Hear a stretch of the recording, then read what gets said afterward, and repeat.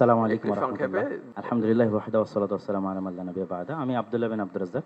প্রায় ৩ কোটি ৩.৫ কোটি যে জনগণ আছে তাদেরই একজন প্রতিনিধি বলতে পারেন। তো এই মোটামুটি সংক্ষিপ্ত পরিচয়। আমার কথা হচ্ছে আজকে যে বিষয়টি নিয়ে এখানে আমরা আলোচনায় বসেছি, এটির যদি আমরা মূলে হাত না দিই, আসল জায়গায় যদি হাত না দিই, তাহলে এটিকে সমাধান করা সম্ভব নয়।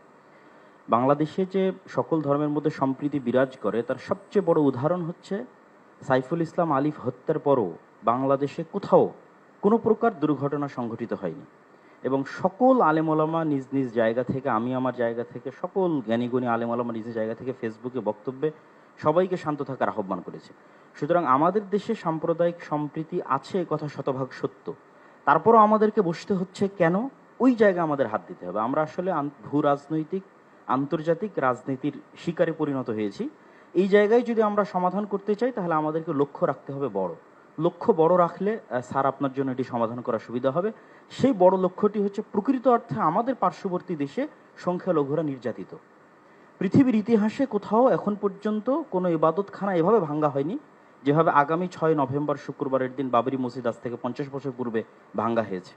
পুলিশ হেফাজতে যেভাবে মুসলিমদের হত্যা করা হয়েছে, মুসলিম এমপিকে, রানিং এমপিকে, এভাবে কোথাও হয়নি।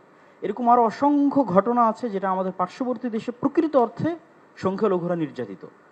আমাদের দায়িত্ব মানুষ হিসেবে এবং তাদের পার্শ্ববর্তী দেশ হিসেবে, এবং 47-এ আমরা যে ওয়াদা দিয়ে এই দেশটাকে স্বাধীন করেছিলাম, সেই ওয়াদা রক্ষার্থে আমাদের দায়িত্ব হচ্ছে আমাদের পার্শ্ববর্তী দেশের সংখ্যালঘু নির্যাতনের প্রতিবাদে আমাদেরকে আওয়াজ উঠানো।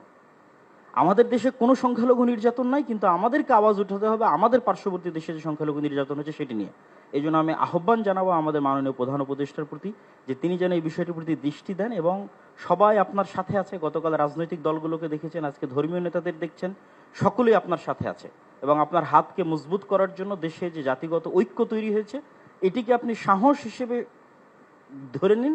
ধরে নিয়ে আপনি আমাদের দেশের স্বাধীনতা এবং সার্বভৌমত্ব রক্ষার জন্য আন্তর্জাতিক জগতে ফাইট করেন এবং আমাদের যে বন্ধু রাষ্ট্রগুলো আছে, সার্ককে শক্তিশালী করে, আমাদের বন্ধু রাষ্ট্রকে শক্তিশালী করে, যারা পাল্টা আমাদের উপর মিথ্যা অপবাদ দিয়ে আমাদেরকে ছোট করতে চাচ্ছে, তাদের সামনে আমাদের দেশের এই সাহস এবং সম্প্রীতিকে আপনি তুলে ধরুন। ধন্যবাদ। এতটুকুই আমি আপনার কাছে দাবি জানাবো। Thank you.